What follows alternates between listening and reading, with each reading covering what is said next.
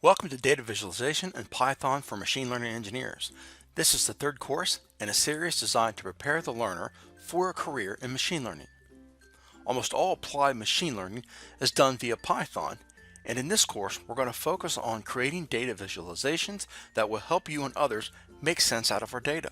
Applied machine learning is all about supervised data, and that means we need to make sense out of our massive troves of data we are collecting globally. A picture is worth 1,000 words, and you'll understand just how true that axiom is in this course as we progress. Data visualization is the presentation of data in a pictorial or graphical format. In this course, we're going to dive headfirst into the two most utilized libraries in Python for data visualization, and they are Matplotlib and Seaborn. Python has become the gold standard for machine learning in the real world, and Matplotlib and Seaborn have become the default tools Python people use for all their data visualization needs. Both of these libraries provide Python programmers with a rich set of tools for presenting our data pictorially. Thanks for your interest in data visualization in Python for machine learning engineers, and we'll see you in the course. In this lesson, let's learn if this course is right for you. Before you take any class, you should ask yourself one thing: what is my end goal? When I'm done with this course, what will I take away from it? This is a very specific course. This course is about a library in Python called Matplotlib. In the course, we're also going to be learning about Seaborn, which is another library in Python. These libraries do one thing: they provide a pictorial representation of our data. The course was created for three groups of people. The first group of people is machine learning engineers. If you're watching this and you don't know what a machine learning engineer is, or you haven't taken the first two courses in the series, stop. Go take the first two courses right now. The knowledge builds serially from course to course. The second group it was crafted for is data engineers.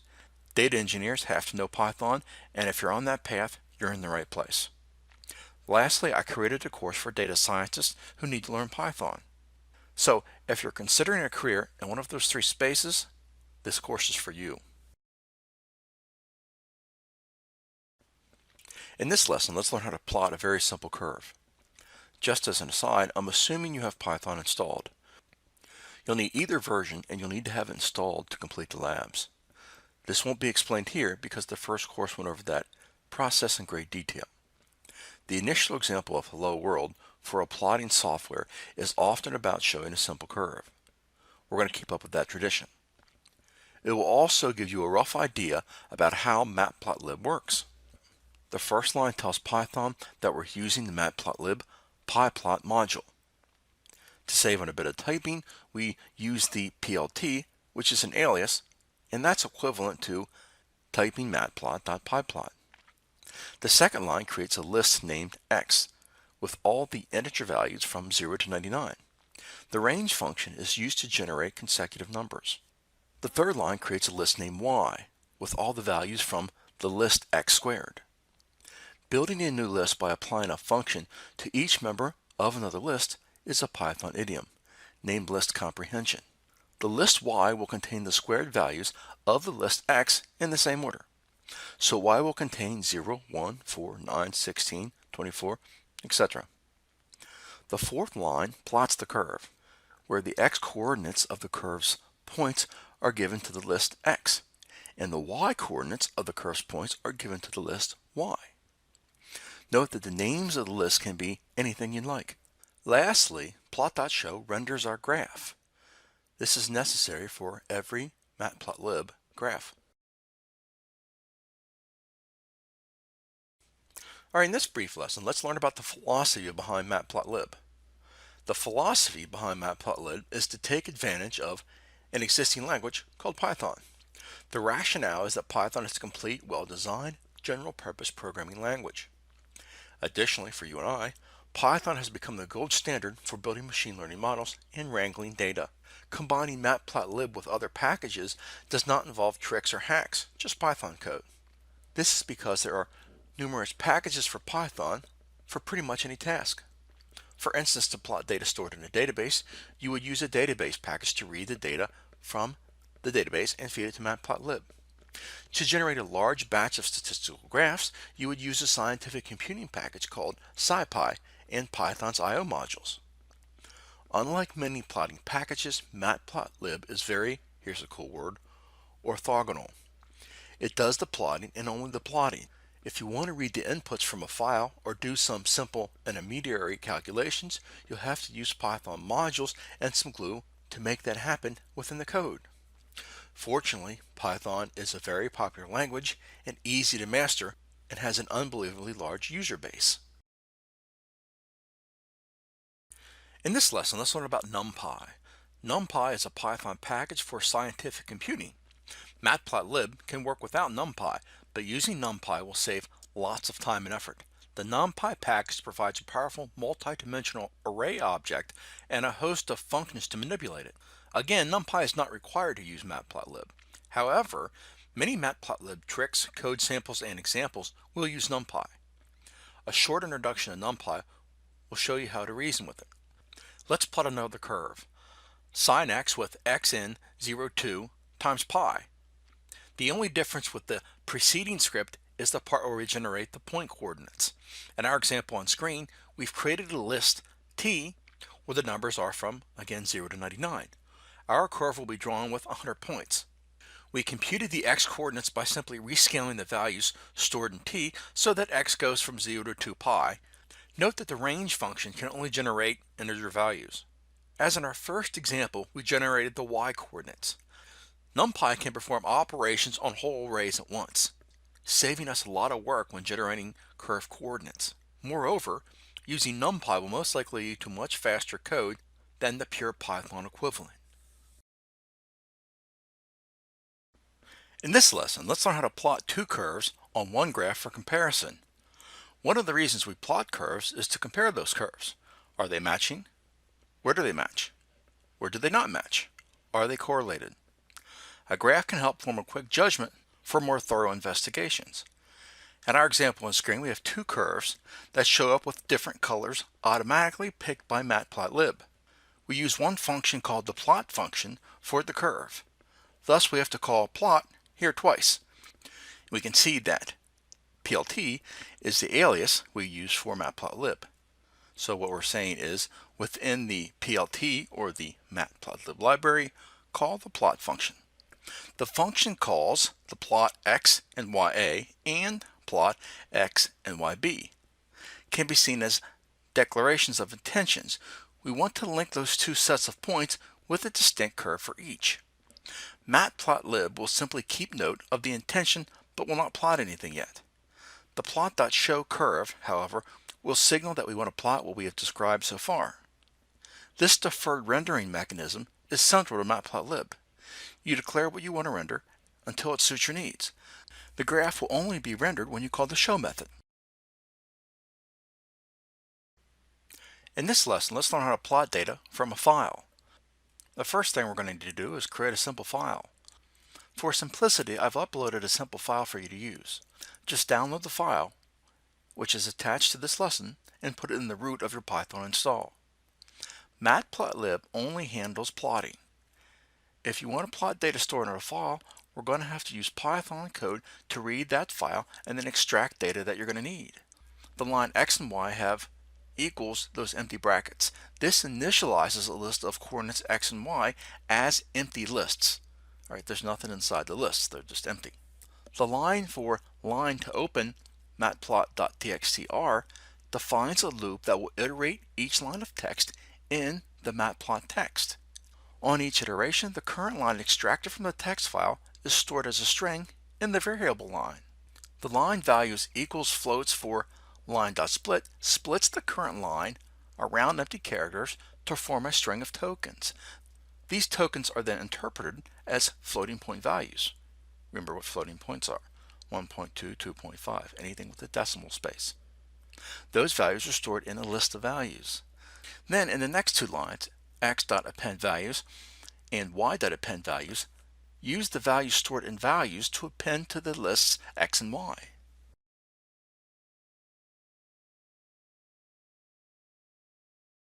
In this lesson, let's learn how to plot points instead of items in a linear fashion.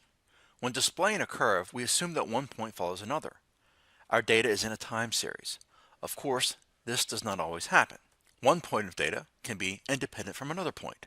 A simple way to represent this data is to simply show the points without linking them. The function scatter works exactly like the plot function. Take the x and y coordinates of the points as input parameters. However, each point is simply shown with one marker. Don't be fooled by the simplicity. Scatterplot is a rich command. By adjusting the optional parameters, we can achieve many different effects. We'll cover this more in detail in an upcoming section. In this lesson, let's learn how to create bar charts. Bar charts are a common staple of any plotting package, and Matplotlib is no different. The dedicated function for bar charts is the bar function. Let's take a look at an example on screen. For each value in the list data, one vertical bar is shown. The bar function receives two arguments, the x-coordinate for each bar and the height of each bar. Here, we use the coordinates 0, 1, 2, and so on for each bar, which is the purpose of the range function in our example. Through an optional parameter, the bar function provides a way to control the bar's thickness. Moreover, we can obtain horizontal bars using the twin brother of the bar plot, and that's the bar h function. By default, a bar will have a thickness of 0.8 units. Because we put a bar at each unit length, we have a gap of 0.2 between them. You can, of course, fiddle with the thickness of the parameters. For instance, by setting it to 1, we can squish all the bars together. Now the bars have no gaps between them. The Matplotlib bar function will not handle the positioning and thickness of the bars. The programmer is in charge of that. This flexibility allows you to create many variations in bar charts. If you're more into horizontal bars, the bar h function works there also, which is the strict equivalent of the bar function, apart from giving the horizontal rather than the vertical bars. In this lesson, let's learn how to plot multiple bar charts on the same chart. When comparing several quantities and when changing one variable, we might want a bar chart where we have bars for one color for one quantity value. Let's take a look at our example on screen. If we break up the code, we have 5 core sections. Segmenting our example, or for that matter, any code structure, makes it easy to understand. The first thing you'll notice is the all too familiar importing of the libraries we'll be using. You should be quite familiar with this by now.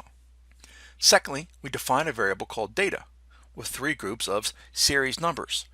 Next, we use the arrange function on each data set. Lastly, we are calling the bar function to create our bar charts and calling the show function to render our bar charts.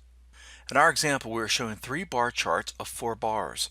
The bars will have a thickness of 0.25 units. Each bar in the chart will be shifted 0.25 units from the previous color. Color has been added for clarity.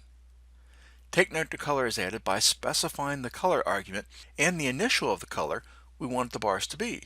R for red, B for blue, and G for green. In this brief lesson, let's learn how to plot stacked bars. Stacked bar charts are possible by using a special parameter from the bar function. In our example on screen, the code is very similar to the prior example. We segmented the code again into 5 sections. As you can see, this would be the preferred approach if you didn't want to segment the code in its own cell. In our example, the code is run in the same cell and it's very easy to read. Let's look at the core differences between this chart and the one we just viewed in the previous lesson.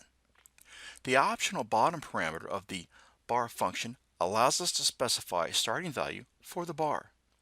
Instead of running from 0 to a value, it will go from the bottom to a value. The first call to the bar function plots the green bars. The second call to the bar function plots the red bars, with the bottom of the red bars being at the top of the green bars. Stacked bars provide us with a great way to show items like profit and loss with a unit of time. In this brief lesson, let's learn about the pie chart. You've probably guessed by now there's going to be another function call involved in creating a pie chart. You'd be correct. In order to create a pie chart, we're going to call the pie function. The fact that so many of these things are done in Python with functions is actually good news for you and I. It makes the code easier to read and easier to use. Additionally, it also makes interviewing a little easier. For example, in the last course, what function did we use to fill NaN values? Right, the fill in A function. In this course, what function did we use to create a bar chart? Right, the bar function. Since so many of these things in Python are done via functions, all we have to do is remember what the functions are used for, and we won't have to learn separate entities for each of these items. Just remember, almost everything in Python is a function. In this lesson, let's plot a histogram. Histograms are graphical representations of a probability distribution. In fact, a histogram is just a specific kind of bar chart. We can easily use Matplot's bar chart function and do some statistics to generate histograms. However, histograms are so useful that Matplotlib provides a function just for them. In the example on screen, we're going to see how to use the histogram function. The histogram will change a bit each time in our script and our data set because we're randomly generating our data points. Here comes another function. Hist function takes a list of values as the input. The range of the values will be divided into equal size bins, 10 bins by default. The hist function will generate a bar chart, 1 bar for each bin. The height of 1 bar is the number of values following in the corresponding bin. The number of bins is determined by the optional parameter bins. In our case, that's 20. In this lesson, let's learn about box plots. Box plots allow you to compare distributions of values by conveniently showing the median, quartiles, maximum, and minimum set of values. Let's take a look at an example on screen. The line of code in the data variable generates 100 values drawn from a normal distribution. For demonstration purposes, such values are typically read from a file or computed from other data. I'm willing to bet you can guess the function we're going to use for plotting our box plots. The box plot function takes a set of values and computes the median, mean, and other statistical quantities on its own. Now let's talk about the anatomy of the box plot itself. Before we do that, let's define a quartile. Quartiles are the values that divide a list of numbers into quarters. Take a second or two to read and absorb this definition on screen before we move on. Okay, back to our box plot. The red bar is the median of our distribution. The blue box includes 50% of the data from the lower quartile to the upper quartile. Thus, the box is centered on the median of the data. The lower whisker extends to the lowest value within 1.5 IQR from the lowest quartile. The upper whisker obviously extends 1.5 from the upper quartile. Values furthest from the whiskers are shown with cross markers. Alright, in this lesson, let's learn how to create triangulations. Triangulations arise when dealing with spatial locations. Apart from showing distances between points and neighborhood relationships, triangulation plots can be a convenient way to represent maps. Matplotlib provides a fair amount of support for triangulations. Let's take a look at an example on screen. We import the matplotlib.try module, which provides helper functions to compute triangulations from disparate points. In this example, for demonstration purposes, we generate a random cloud of points. We then compute a triangulation and store it in a triangles variable with the help of the following code. Lastly, you bet, we're going to use another function. The tryplot function simply takes triangles as inputs and displays the triangulation results.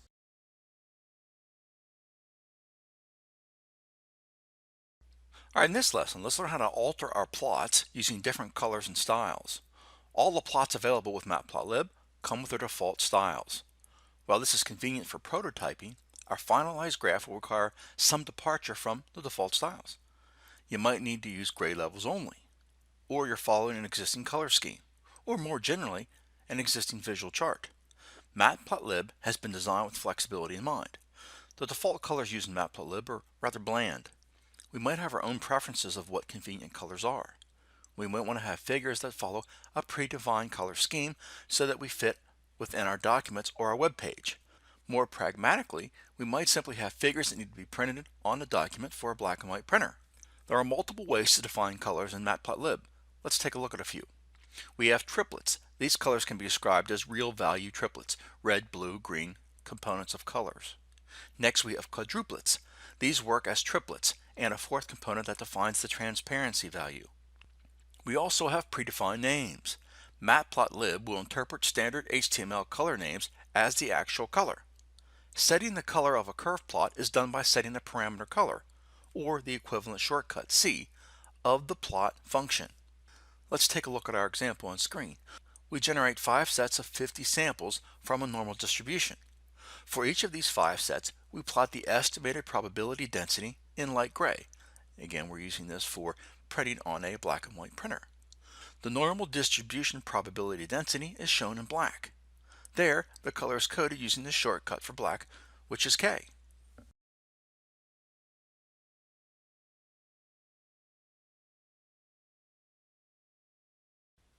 Alright, in this lesson, let's learn how to add color and change the color density of our scatter plots. The scatter plot function has 2 options to control the colors of dots through its color parameter. The first is the common color for all dots. If the color parameter is a valid Matplotlib color definition, then all the dots will appear in that color. The second parameter is the individual color for each dot. If the color parameter is a sequence of valid Matplotlib color definitions, keep in mind we have to give the required colors for each dot.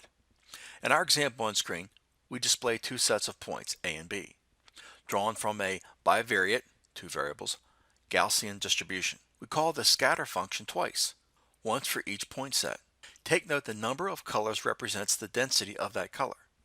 Watch what happens when we use the same values for each data grouping. Right, the dots are the same color because the numbers represent how dark or light the color will be drawn on a graph. Now let's change things up. Lastly, let's go ahead and change the color parameter to R and B. When we do this, we change the color of each group to red and blue. If you're printing this out to a black and white printer, make sure the numbers are far enough off in the grayscale example to create a visual difference between the 2 data sets. Alright, in this lesson, let's learn how to add some color to our bar charts. We've already seen how to craft bar charts. Controlling which colors are used works the same as it does for curved plots and scatter plots, that is, through an optional parameter. Let's create a horizontal bar chart using a grayscale. The good news for us is that altering the colors using the color parameter is the same regardless of chart type. So, once we understand how the color parameter is used, we're in good shape. In our example on screen, one bar chart with H for men and another bar chart for women. Women appear in dark gray, while men appear in light gray, as shown in the graph on screen. The bar and the bar H functions work strictly like the scatter function. We simply have to set the optional color parameter. The parameter edge color is also available to us.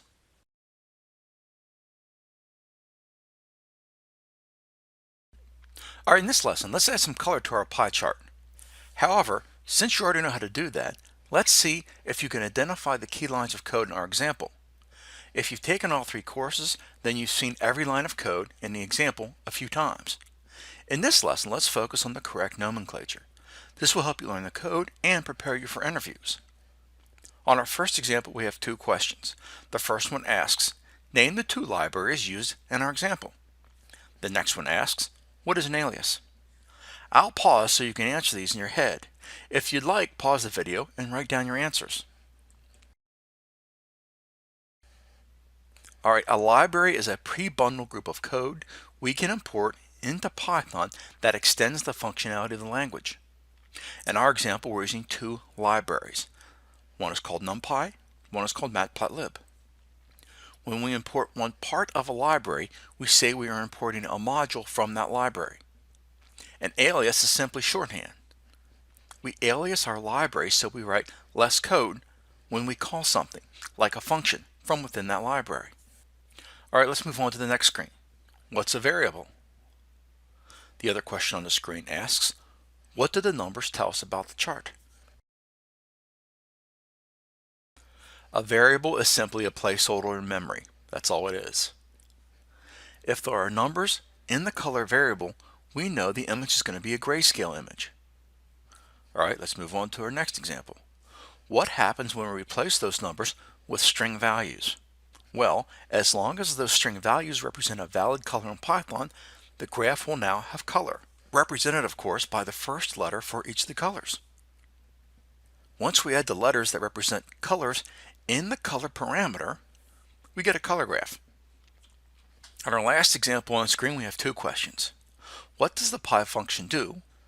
And what does the show function do? Now keep in mind that almost everything that we do in Matplotlib, and for that matter Python, shows some kind of function. So To answer the question, the pie function creates a pie chart. The show function renders the graph. In this lesson, let's return to learning about box plots. Box plots are a common staple in scientific publications. Colored box plots are no trouble. However, you may need to use black and white only. In our example on screen, we're going to see how to use custom colors with box plots. The plotting function returns a dictionary. The key of the dictionary is the name of the graphical element. In the case of a box plot, such elements will be medians, flyers, whiskers, boxes, and caps. The values associated with each of those keys is a list of low-level graphic primitives, lines, shapes, and so on. In our example on screen, we iterate every graphic primitive that is part of the box plot and set it to the color black. The same method allows us to render box plots with different color schemes. Again, if we use numbers in our color parameter, we get a grayscale value. And if we use letters that map to colors in Python, we get colors for our box plots. In this lesson, let's learn about the line style parameter. When creating figures for black and white documents, we are limited to gray levels. In practice, 3 levels of gray are usually the most we can reasonably use. However, using different line patterns gives us some diversity. In our example, we're going to see how to control the line pattern. As in the case of colors, the line style is controlled by an optional parameter of the plot function as shown in our example on screen. In our example, we use the line style parameter of the plot function to control the line pattern of the 3 different curves. The following line styles are available: solid, dashed, dotted, and dash dot. In this lesson, let's learn about markers. We've seen how we can display the points of a curve as dots. Also, scatter plots represent each point of a dataset. Additionally, Matplotlib offers a variety of shapes to replace dots with other kinds of markers. In this lesson, we're going to see how to set the marker style. Let's take a look at a variety of ways to do this. Actually, 4. We have predefined markers, vertices lists, regular polygons, and start polygons.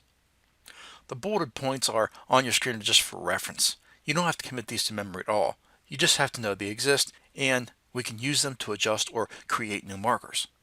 Let's take a look at a practical example. Our example on screen shows 2 sets of points with 2 different colors. Now we'll display all these points in black.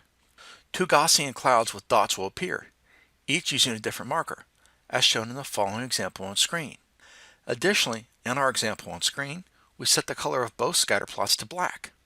Using the marker parameter, we specify a different marker for each set. In this lesson, let's learn how to craft our own markers. Matplotlib offers a large variety of marker shapes, but you might find something more that suits your needs. For instance, you might want to use an animal silhouette, a company's logo, and so on. In this example, we're going to see how to define our own marker shapes. In our example on screen, we've added some labels to our graphs. Additionally, you can see our marker is quite unique. All the magic for creating these markers happens within the scatter function. You can see we're plotting our x and y axes. Next, we are setting the color to C. In our example, we're using green. The word alpha controls the opacity of our marker. The marker in our case is a clover, and it's created using math text symbols. We've also added a marker for our label on screen. Now, our results show that the luckier the leprechaun, the more gold they get.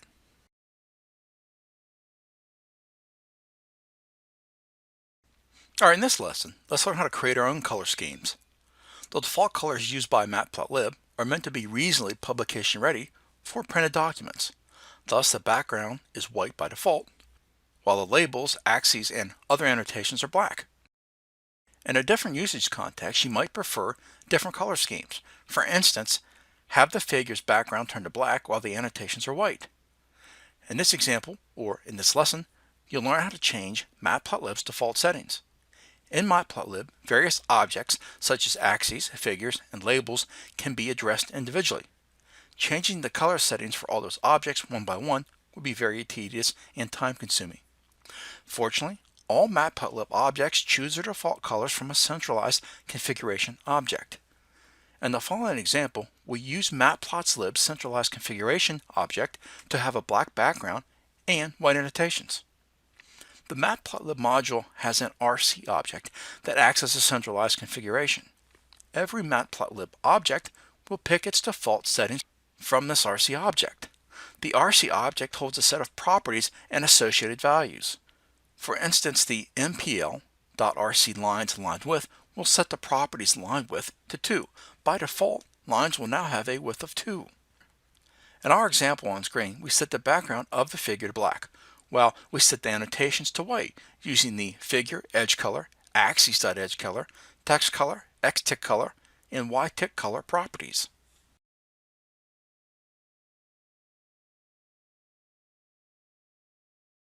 In this lesson, let's learn how to save a graph to a file.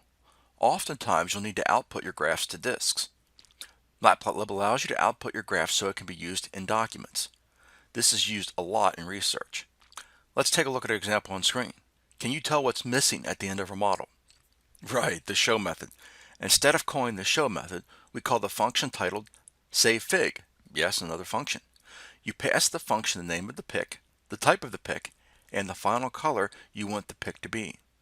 In our example, you can see we haven't included a path. Recall, this means the pic will be saved in the Python root directory. On the upper right hand corner of the screen, you can see that we've opened the pic that's been saved to disk as a PNG file.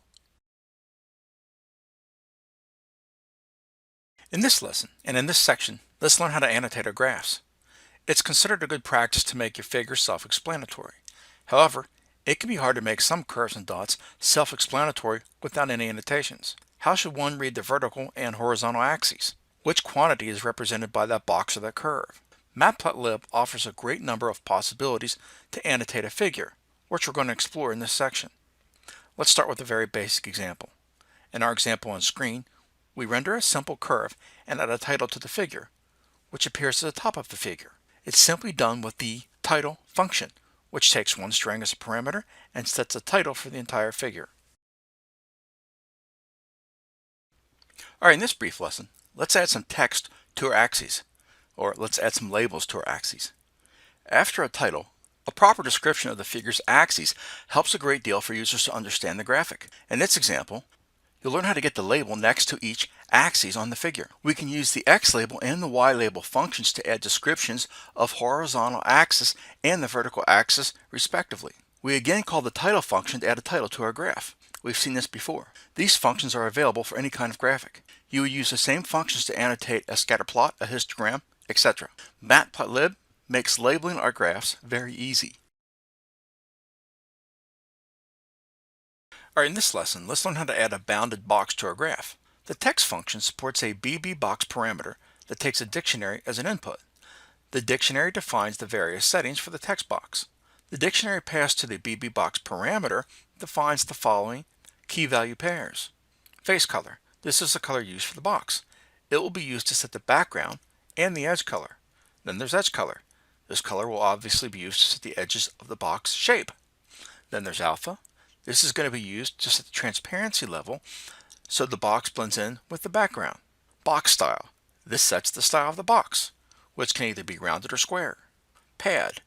If box style is set to square, it defines the amount of padding between the text and the box sides. Alright, in this lesson, let's learn how to add arrows to our graphs.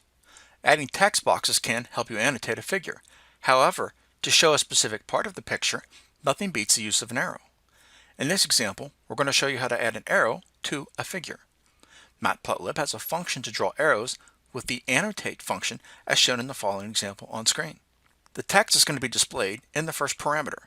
The XY parameter specifies the arrow's destination. The XY text parameter specifies the text position.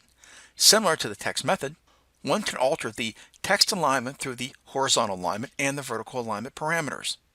The shrink parameter controls the gap between the arrow's endpoints and the arrow itself. In this lesson, let's learn how to control tick spacing. In Matplotlib, ticks are small marks on both the axes of a figure.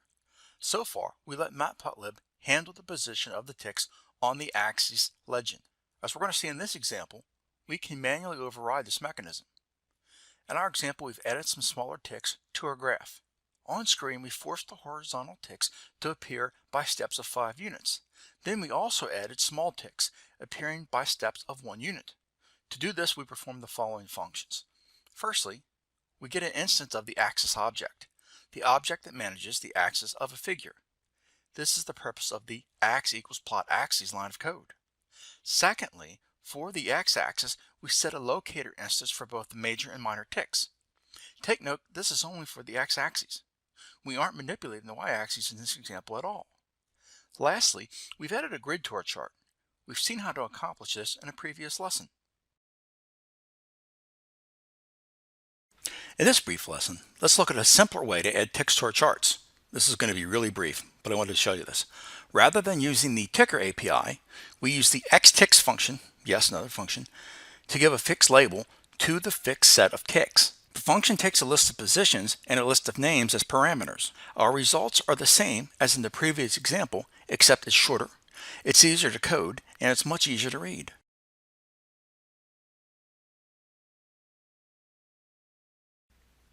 In this lecture, let's learn about Seaborn. Seaborn provides a high-level interface to Matplotlib, a powerful Python visualization library. Most Python practitioners prefer Seaborn over Matplotlib. Oftentimes you'll hear Python programmers vent their frustrations with the default Matplotlib parameters. Seaborn works with different parameters, which undoubtedly speak to those users that don't use the default look of Matplotlib plots. It's important to note that Seaborn sits on top of Matplotlib. I think of it as a complement, but will admit if I have to create a visualization in Python, if I can use Seaborn, I'll take that option every time. When you're working with Seaborn, you can either use one of the built-in data sets that the library itself has to offer, or you can load data into a pandas data frame. To begin working with a built-in Seaborn dataset, we can make use of the load dataset function. Let's load the famous iris dataset in our example on screen. We create a variable called iris and load the iris dataset into that variable. Next, we create what's called a swarm plot by using the, yes you guessed, swarm plot function on the x and y axes. X for the species and y for the length of the petals. The data parameter tells the swarm function what data to use. Lastly, we call the show function to plot a graph.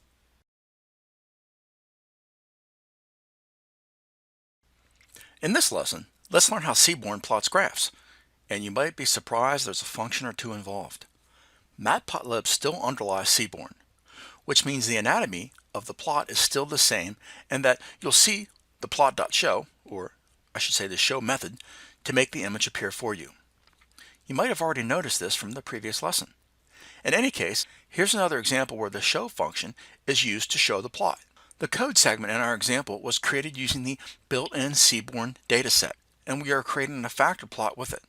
A factor plot is a categorical plot, which in this case is a bar plot. We have to set some kind of argument, and in this case it's the bar. Also, you set which color should be displayed with the palette argument, and you set the legend to false. In a minute we're going to set that legend to true. In our example on screen, we're going to import Seaborn and alias it as SNS. We're also bringing in Matplotlib. Next, we load our canned dataset using the load dataset function. As you can see, we're loading a Titanic dataset. Next, we are crafting our factor plot using the class as the entity we're going to plot. We are plotting two attributes side by side. Remember, attributes are columns. The sex and the survived attribute. Without a legend, a user might not be able to make sense of our graph.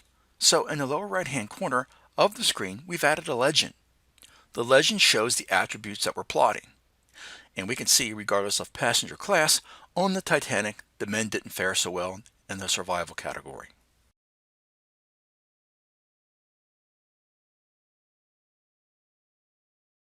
In this lesson, let's use Seaborn's colors as a color map in Matplotlib. In addition to using Seaborn with Matplotlib's defaults, let's learn how to bring in Seaborn colors into our Matplotlib plots. Let's go over our example on screen. We are importing the modules and libraries we need. Take note, we are importing the listed color map module used to construct our color map. Next, we need some data points to plot. Now we're ready to construct the color map. You can make use of the color map palette function within Seaborn to define our color map. We define the number of colors with the argument nColors. In our example, our color palette will be muted. That's just the name of the color palette. Next, we create a new color map with the listed color map function using the current palette variable we declared above. Next, we're going to use NumPy to create some random data. We then create a scatterplot calling the scatterplot function and pass the CMap parameter we defined earlier during the construction of the color map. Lastly, we add a color bar, and finally we call the show function to render our graph.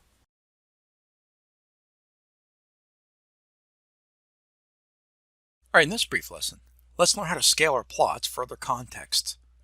If you need your plots for talks, posters, or papers, or even notebooks, you might want to have a larger or smaller plot based on the context. Seaborn's got you covered. You can use the set context to control the plot elements. In our example on screen, we call the set function from Seaborn to reset our parameters. Next, we use the set context function to control how we want to show our graphs. There are 4 predefined contexts. They are paper, notebook, talk, and poster. We only need to alter one parameter to change the context, making displaying our charts for sundry contexts very straightforward. Alright, in this lesson, let's learn about the 2 core functions in Seaborn.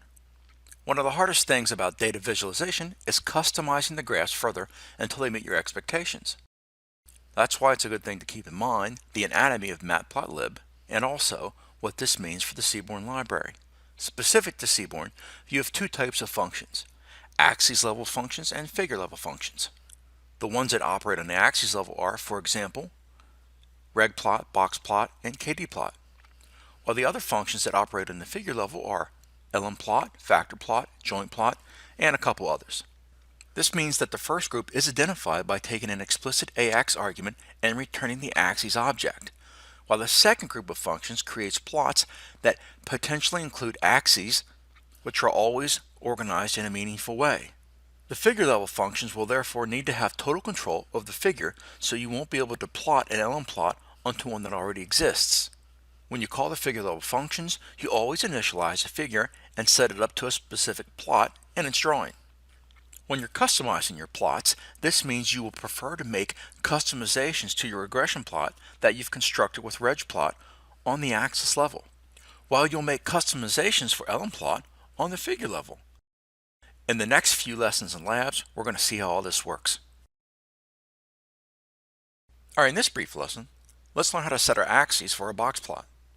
For a box plot, which works at the axis level, you'll need to make sure you assign your box plot to a variable AX, which will be the Matplotlib axis subplot object, as we've seen in previous examples.